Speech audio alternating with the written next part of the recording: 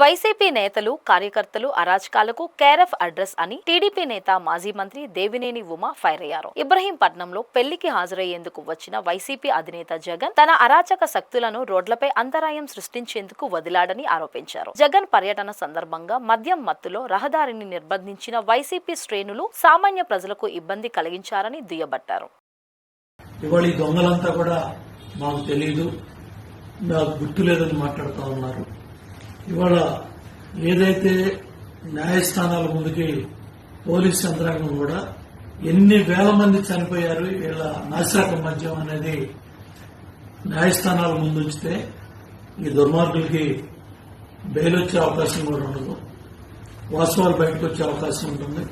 అట్లాగే జగన్మోహన్ రెడ్డి బెంగళూరులో మకాం పెట్టి వారానికి ఒక రోజు 2 రోజులు ఈ ప్రాంతానికి వచ్చి పెళ్లిళ్లకో తద్దినాలకో రకరకాల కార్యక్రమాల మీద ఇక్కడికి వచ్చి నువ్వేం చెప్పదలుచుకున్నావు, ఇవాళ వీళ్లు మారరు అనే విధంగా ప్రజలు మాట్లాడుతూ ఉన్నారు.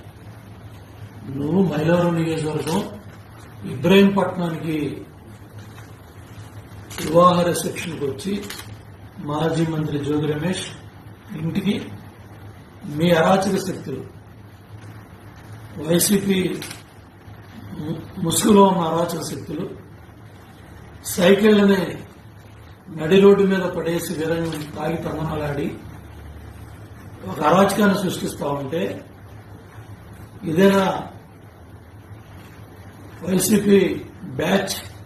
ఈ అరాచక శక్తులు 11 సీట్లు ఇచ్చి బుద్ధి చెప్పిన 11 సీట్లు ఇచ్చి తాడేపల్లి ప్యాలెస్ కి బెంగళూరు ప్యాలెస్ కి పరిమితం చేసిన ఇవాళ నువ్వు శుభ కార్యక్రమానికి వస్తానని వచ్చి మీ అరాచక శక్తులు తాగి తందనాలాడి national highway Hyderabad Vijayawada road ని ఎన్ని గంటలు ఆపారు?